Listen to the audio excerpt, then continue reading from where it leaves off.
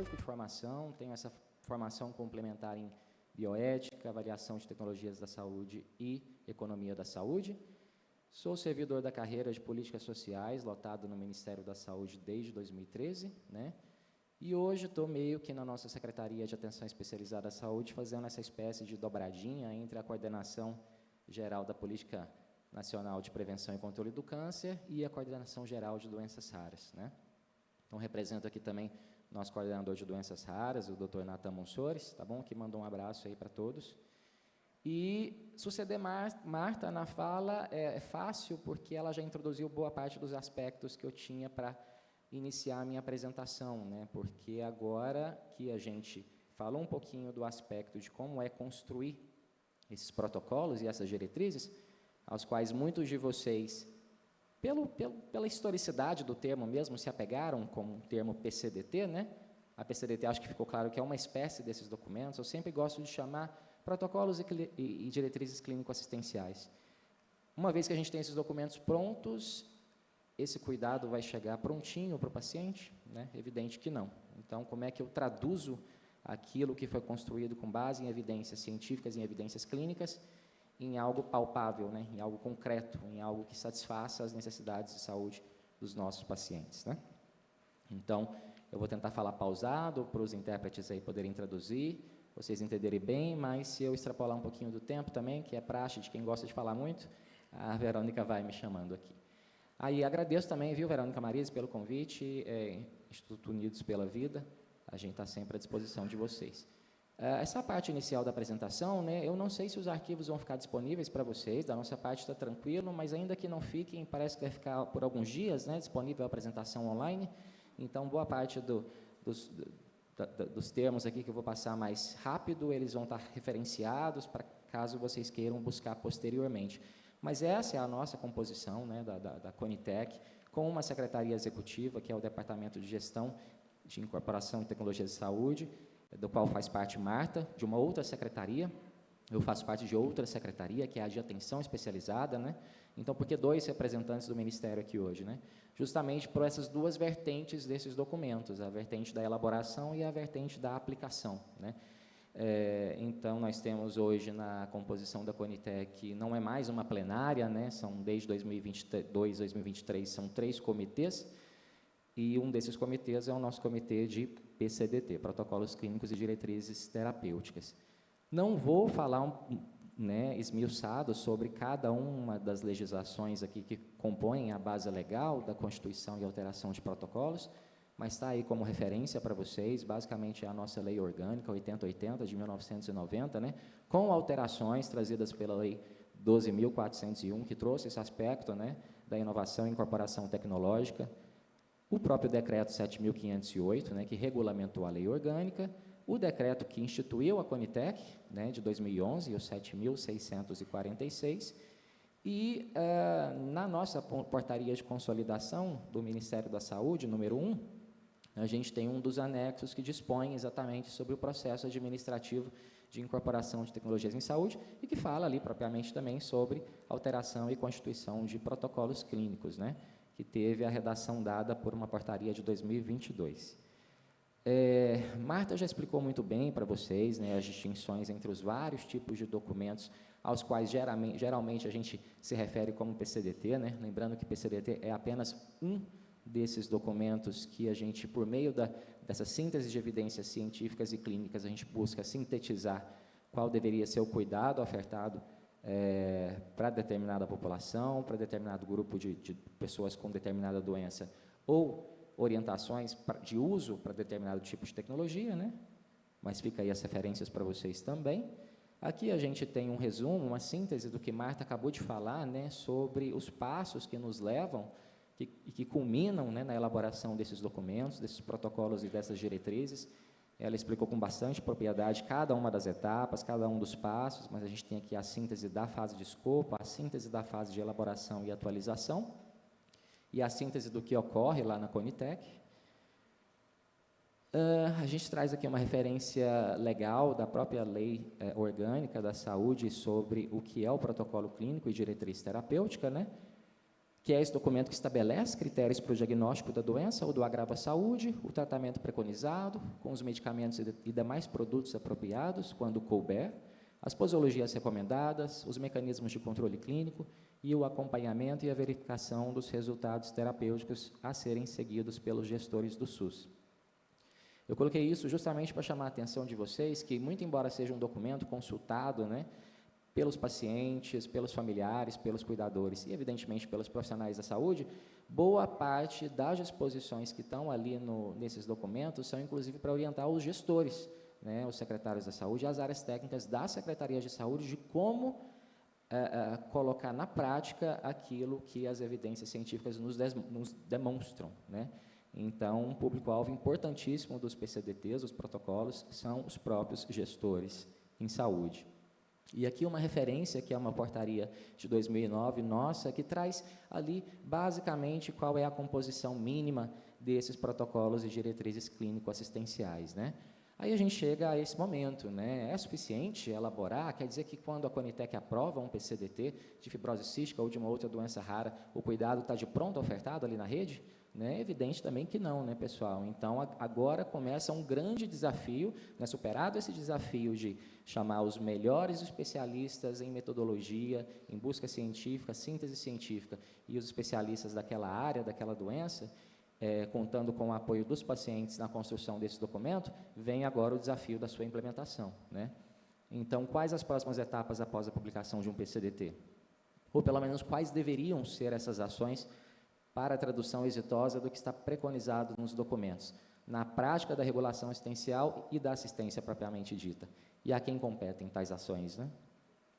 Então, a gente entra agora na figura da linha de cuidado, né? A linha de cuidado, não necessariamente ela é sucedida pela elaboração de um protocolo clínico, né? Uma linha de cuidado, ela pode se fazer presente independentemente da elaboração de uma diretriz clínica. E, na verdade, elas já existem muito antes da figura que a gente conhece hoje como PCDT, né? As linhas de cuidado, basicamente, são essa organização feita a partir dos elementos, dos pontos de atenção da rede assistencial, para eu conseguir fazer esse meu paciente, esse meu usuário, essa pessoa que tem necessidades em saúde, ter essas suas necessidades em saúde atendidas de forma satisfatória nessa linha, né, nesse fluxo, num fluxo que seja célere para aquela pessoa e seja eficiente para o sistema de saúde, né? Então, a gente deixa algumas referências aqui também, mas trazendo alguns conceitos aqui, né, o que seriam linhas de cuidado, então, né? É essa forma de articular recursos e práticas de produção em saúde, orientadas preferencialmente, né, por diretrizes clínicas, entre os pontos de atenção de uma dada região de saúde, para a condução oportuna, ágil e singular dos usuários, pelas possibilidades de diagnóstico, tratamento e reabilitação. E é isso que a gente fala. Eu dou muita ênfase ali de uma dada região de saúde, porque a linha de cuidado ela é uma coisa muito singular de um território. Eu não acabei de falar para vocês que a linha de cuidado é esse arranjo que leva em conta todos os pontos de atenção de uma determinada rede. Então, uma linha de cuidado para uma mesma doença, ela pode ser diferente em diferentes territórios, porque se ela vai se basear naqueles pontos de atenção que eu tenho no meu território, nas UBSs e nos demais arranjos de atenção primária à saúde que eu tenho dispostos ali no meu território, nas policlínicas e nos ambulatórios, nos hospitais gerais e hospitais especializados, nos sistemas de apoio à reabilitação, né? Tudo isso é o que vai dirigir uma linha de cuidado, satisfazendo a todas as necessidades de uma determinada pessoa com uma doença em um determinado território, né? Então, as linhas de cuidado, elas devem, preferencialmente, ser elaboradas pelo gestor daquele território, levando em consideração todos esses aspectos, né? Em suma, elas expressam, então, esses fluxos assistenciais que devem ser garantidos aos usuários de acordo com as suas necessidades. E elas funcionam como um instrumento de trabalho da assistência, sim, lá, do profissional da saúde, mas também da gestão, né, que tem que desenhar, organizar, monitorar e avaliar constantemente a eficácia e eficiência dessa linha de cuidado. Então, como elas funcionam, né? Geralmente a partir dos projetos terapêuticos, que são esses atos assistenciais pensados para resolver determinado problema de saúde do usuário, e organizada, né? Devendo ser operado e centrado a partir das necessidades do doente. E 2 pontos interessantes, né, sempre que a gente fala de linha de cuidado, são esses que eu já apresentei para vocês, né? A RAIS, que é a Rede de Atenção à Saúde, e o próprio ponto de atenção à saúde, né? A RAIS, a rede, é formada por pontos de atenção à saúde. Então, pontos de atenção à saúde são entendidos como os espaços onde se ofertam determinados serviços de saúde por meio de uma produção singular. É isso. São as UBS, são as academias da saúde, são os centros de especialidades odontológicas, são as policlínicas e os ambulatórios especializados, os hospitais, né? Todo lugar onde é produzido atenção à saúde é definido como um ponto de atenção à saúde que está inserido em uma rede de atenção à saúde. Então, a RAIS é definida como arranjos organizativos de ações e serviços de saúde de diferentes densidades tecnológicas que, integradas por meio de sistemas de apoio técnico, logístico e de gestão, buscam garantir a integralidade do cuidado. Então, a linha de cuidado ela satisfaz tanto a necessidade na própria assistência, quanto a um arranjo que deve ser feito pela gestão, né?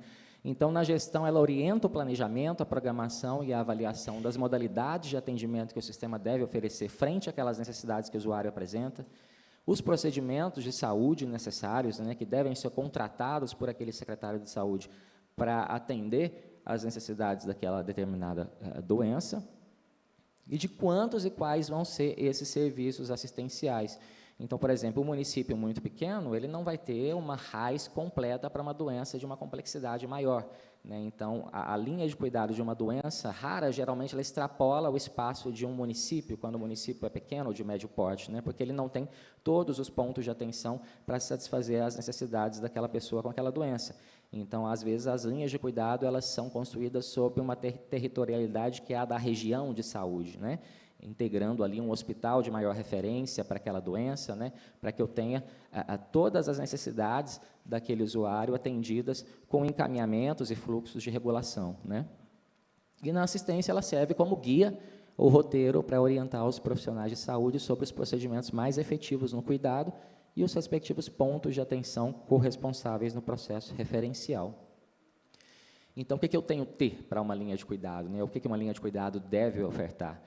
Bom, ela deve identificar dentro dessa rede, baseada num território muito bem delimitado, os pontos da atenção primária à saúde, né, e das unidades básicas de saúde como modalidade e ponto de atenção estruturais de entrada para o sistema, a estratificação de risco dos pacientes, né, ainda mais para doenças muito prevalentes, que eu tenho uma demanda muito grande, é interessante que eu faça estratificação de risco para organizar esse sistema com um número muito grande de pessoas que vai entrar com determinada necessidade, atuação multiprofissional com equipe interdisciplinar, a garantia das referências e contra-referências e a comunicação entre esses diversos pontos de atenção, né, não é simplesmente despachar o paciente para o próximo ponto da rede, né? É necessária uma comunicação integrada e eficiente entre esses pontos de atenção, porque, mais do que a referência, às vezes, é a contra-referência que assegura, né, as necessidades desse paciente. A garantir os recursos físicos e humanos necessários, né, integrar e corresponsabilizar os serviços e os profissionais desse serviço, eles têm que se sentir parte dessa linha de cuidado, com educação permanente, inclusive, e pactuação de fluxos, compromissos e resultados entre os pontos de atenção e os gestores, ou os representantes dos gestores e das áreas técnicas, né? E aí, já indo para um momento final aqui da nossa apresentação, a gente traz como uma espécie de documento, como espécies de documentos elaborados pelo Ministério da Saúde, né? Essas linhas de cuidado, sendo uma delas a linha de cuidado das pessoas com doenças raras de 2022, é isso que eu falei para vocês, gente, não é esperado que as linhas de cuidado venham do Ministério da Saúde. Então, quando o Ministério da Saúde publica linhas de cuidado, na verdade, são elementos norteadores para que as linhas de cuidado sejam elaboradas e formuladas à luz de um determinado território, à luz de uma determinada RAIS, né, e ali implementadas, né. Então, nesse documento, que é bem interessante, da linha de cuidado da pessoa com doença rara, vocês vão encontrar, basicamente, alguns elementos, alguns subsídios que capacitem os gestores das redes locais a construírem linhas de cuidado para cada um dos tipos de doenças raras, né? Se é anomalia congênita, se é deficiência intelectual ou se é erro inato de metabolismo, que são os 3 grandes grupos de doenças raras genéticas, a gente tem proposições de linhas de cuidado as quais os gestores podem adaptar e adotar para suas linhas de cuidado nos seus territórios, né? E a doença rara ela tem características, ela tem peculiaridades que nos fazem reforçar a necessidade de elaborar linhas de cuidado, né, no território.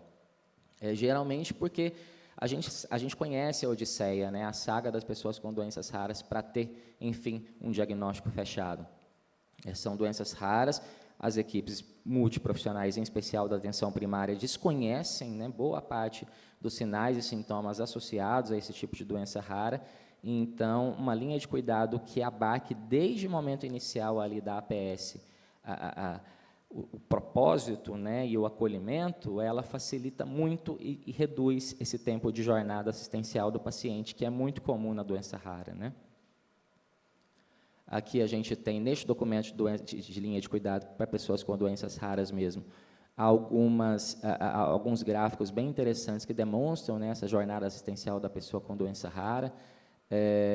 Muitas dessas doenças raras são condições complexas que requerem abordagens assistenciais integradas e continuadas. Então, muitas dessas pessoas com doenças raras não vão ter as suas necessidades satisfeitas apenas pela UBS, ou apenas por um hospital de referência, ou apenas pela reabilitação, né? Na verdade, é um contínuo integrado de pontos de atenção pelos quais essa pessoa com doença rara vai ter que percorrer, e se essa linha de cuidado para aquela doença ou para aquele conjunto de doenças raras não tiver desenhado no território, o gestor vai ter muita dificuldade de satisfazer aquelas necessidades, e a pessoa vai transitar até desistir, e se ela tiver a oportunidade, ela vai ter que se mudar para uma cidade que tem uma linha de cuidado mais organizada. É isso que a gente vê na prática, né? Daí a importância mais relevante ainda de linhas de cuidado para conjuntos de doenças raras, né, devido a essas especificidades. Então, a gente tem, não é raro que uma pessoa com doença rara tenha um conjunto de necessidades, né, que vão ser satisfeitos em pontos diferentes da rede. Aqui está um exemplo, né, para finalizar já para vocês, eu coloquei aqui o algoritmo, né, o fluxograma de atendimento recomendado para o conjunto de doenças de deficiência intelectual, por esse documento nosso. Vejam como esse fluxo é complexo, né? Mas esse documento já o traz como uma espécie de sugestão para o gestor local adaptar, logicamente, para a sua rede, né? Que tem pontos com diferentes densidades tecnológicas, naturalmente, mas só para vocês verem a complexidade do que é o gestor. Pegar isso, entender, verificar se ele tem todos esses pontos no seu território, senão ele tem que pactuar com o gestor do território vizinho, para que ele consiga abarcar todas as necessidades de uma pessoa com uma possível deficiência intelectual ou uma deficiência intelectual já diagnosticada, para conseguir atender a essas necessidades, né? Então, na atenção primária e na atenção especializada à saúde, a gente tem diversos pontos de atenção que satisfazem, né, a esses cuidados, a essas necessidades que são esperadas por essas pessoas, e com funções e procedimentos distintos, né? Aqui eu coloquei mais para vocês terem noção de que é possível, sim, construir essas linhas no território, né?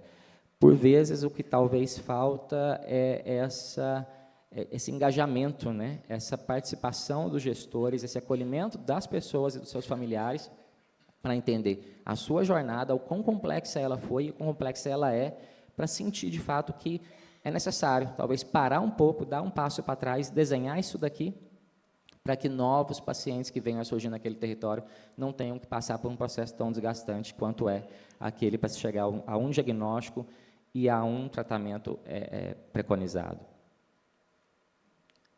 Aqui a gente tem algumas referências que ficam para vocês, né, do ponto da linha de cuidado, mas para não tomar muito tempo, a gente parte aqui para as considerações finais, né? Então, a gente tem como objetivo, né, por meio desses documentos, PCDTs, protocolos de uso, diretrizes clínicas e tudo mais, principalmente prover apoio técnico ao gestor do SUS, ao gestor descentralizado, né, ao secretário de saúde municipal e estadual e às suas áreas técnicas, acerca do conjunto de ações que podem ser procedidas para prover atenção à saúde de forma integral. E a gente reconhece, né, que, dado a diversidade e complexidade diagnóstica, em especial das doenças raras, os itinerários assistenciais desses pacientes são muito complexos, que a linha de cuidado ela vem justamente para garantir essa celeridade, garantir o acesso e garantir ainda, né, uma eficiência para o sistema, inclusive de recursos públicos. Então, assim, se vocês tiverem que fazer um resumo, absorver alguma coisa dessa apresentação, desses últimos minutos que eu falei, foquem nesse quadro roxinho, ao final, para concluir. Então, são algumas coisas que a elaboração de linhas de cuidado deve atender, né? Ela deve ser centrada nas necessidades em saúde dos pacientes, logicamente, deve ser norteada pelo que preconizam protocolos e diretrizes clínico-assistenciais, de preferência, né? Às vezes nem sempre é possível, mas de preferência ser calcada, né, nessas revisões sistemáticas de evidências científicas e clínicas. Logicamente, considerar a rede de atenção à saúde do território, os equipamentos de saúde daquele território, né? Uma linha de cuidado só existe porque existe uma rede de atenção à saúde, então uma linha de cuidado, ela geralmente é personalizada para aquela rede, e ela deve, por fim, envolver em sua formulação os níveis de gestão do sistema responsáveis, os serviços, os profissionais de saúde e os pacientes. Então, se vocês captarem essa mensagem final, eu acho que eu fico feliz. Obrigado, Verônica. Obrigado, pessoal.